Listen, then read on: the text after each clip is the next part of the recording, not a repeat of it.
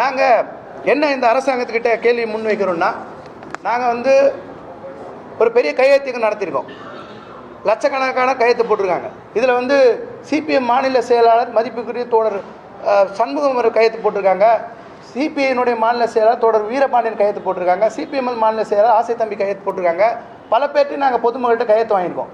இந்த கையெழுத்து படிவத்தை முதலமைச்சர்கிட்ட நாங்கள் ஒப்படைக்கணும்னு நினைக்கிறோம். தமிழ்நாடு முழுக்க அரசாணையின் 62 படி சம்பளம் வழங்கணும், பணியந்திரம் கொடுக்கணுன்றதும் எங்கள் கோரிக்கையில் முக்கியமான கோரிக்கை. இது கொடுக்கணுன்றதுக்கு தான் இப்போ வரைக்கும் நாங்கள் ட்ரை பண்ணுறோம். இது வரைக்கும் எங்களை முதலமைச்சர் சந்தித்து பேசுவதற்குண்டான நடைமுறையை அவர்கள் எடுக்கவில்லை. இப்போ இங்கேருந்து நான் தகவலை பரிமாறேன்னு இவர் சொல்லியிருக்கார். இவர் தரப்பில் பாசிட்டிவான விஷயங்கள் வருதே தவிர அரசு தரப்புலேருந்து இதுவரை எங்களோடு யாரும் அஃபீஷியலாக பேச்சுவார்த்தை நடத்தலை. ஒன்று சொல்கிறாங்க, முதல்வரை பார்க்கறதுல சிரமம் இருக்கும் அப்படின்னா முதலமைச்சர் தான் இந்த நகராட்சி நிர்வாகத்துறைக்கு அமைச்சரும் அவர் தான், சிஎம்மும் அவர் தான். நாங்கள் யாரை பார்க்குறது? அமைச்சர் சொல்லி நாங்கள் பார்க்க மாட்டோம் சொன்னால் அது வேறு. சிஎம்மும் அவர், அமைச்சர் அவர், எதுக்கு அப்போ எத்தனை பதவி? அப்போ அவர் என்ன பண்ணலாம்? ஓகே, வேறு ஒருத்தர் நாங்கள் துறைக்கு நியமிச்சிட்டோம், அவரை பாருங்கன்னு நீங்கள் சொல்லலாம். நாங்கள் பார்க்க ரெடியாக இருக்கோம். அப்புறம் இன்றைக்கி பென்ஸ் கார் வச்சுருக்கவங்க, ஆடி கார் வச்சுருக்கவங்க, ஒரு 4-5 கார் வச்சுருக்கவங்க, டிஃபெண்டர் வச்சுருக்கிறவங்க, இவங்க எல்லாரும் கார் இல்லைன்னு ஒரு கோரிக்கை வச்சு கார் கொடுக்கணும்னு அரசாங்கம் முடிவெடுத்து அடுத்த நாளே மகேந்திரா கார் கம்பெனி நிற்கிது. நாங்கள் வாய்க்கிலேயே 10 வருஷம் 20 வருஷம் வேலை பார்த்த தூய்மை பணியாளர்கள் எங்களுக்கு 19,000 சம்பளம் பத்தலைன்னு சொன்னால், எம்எல்ஏக்கு 75,000க்கு எரிபொருளும் மற்ற செலவுக்கும் உதவியாளருக்கு 25,000 ரூபாய். எந்த உதவியாளருக்கு 25,000 ரூபாய் இருந்தால் தான் மாதம் தேவைப்படும் நினைக்கக்கூடிய மாண்புமிகு முதல்வர் அவர்களுக்கு ஏன் தூய்மை பணியாளர்கள் மாடை தூக்குறவங்க, வெறுங்கையில் செத்து போன மாடை தூக்குறவங்க, ஆடை தூக்குறவங்க, நாயை தூக்குறவங்க, எலியை தூக்குறவங்க, சிறுநீரில் இடத்துல போய் கை வைக்கிறவங்க, மழை இருக்கிற இடத்துல போய் கை வைக்கிறவங்க, குப்பை அள்ளுறவங்க, நோய் நொடியை வாங்குறவங்க, இவர்களுக்கு ஏன் 25,000 குறைந்தபட்ச சம்பளம் கொடுக்க முடியாது? சரி, நீங்கள் முடியாது சொன்னால் 832 ரூபா ஒரு கலெக்டர் ஒரு சம்பளத்தை அறிவிச்சிருக்காரு.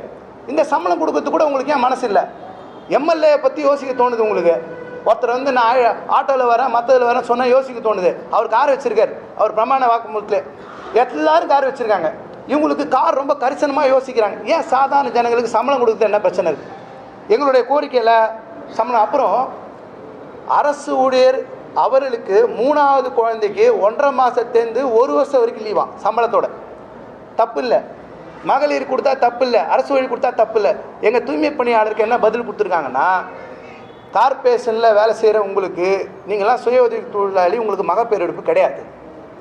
அப்போ இதில் வேலை செய்கிறவங்களாம் உங்களுக்கு விலங்கினமாக தெரியுறமா? ஆடு மாடா கொத்தடிமையா? இந்த பெண்கள்லாம் குழந்தை பெற்றுக்கூடாதா? குழந்தை பெற்றுக்கூடிய மகப்பேறு எடுப்பு கேட்கக்கூடாதா? எங்களுக்கெல்லாம் அந்த தகுதி இல்லையா?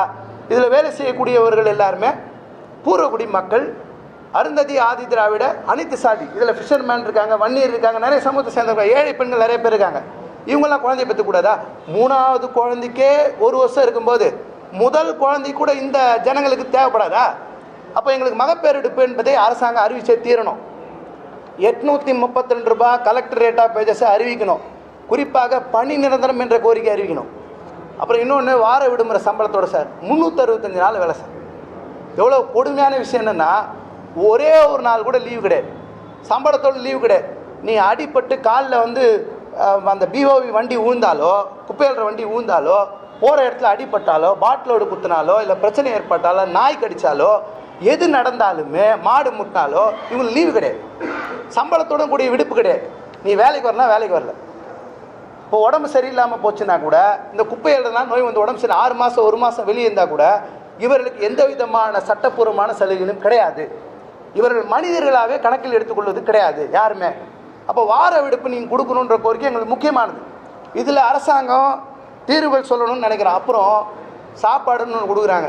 இதை நாங்கள் யாருக்கும் கேட்கவே இல்லை. போன ஆட்சியிலே கூட சாப்பாடுன்னு அறிவிச்சாங்க. கரப்பாம்பூச்சி இருக்குது, பல்லி இருக்குது, புழு பூச்சி இருக்குது, கெட்டு போன மாதிரி சாப்பாடு இருக்குது. எல்லோரும் வேணான்னு சொல்லியாச்சு.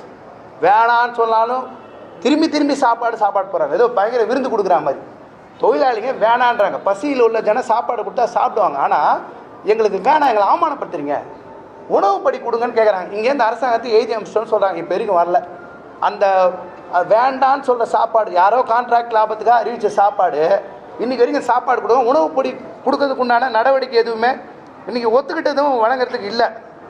இப்போ இந்த அரசாங்கம் எங்களுக்கு X3 தேர்தல் வாக்குறுதியின் படி பணியந்திரம் என்பதை வழங்க வேண்டும்.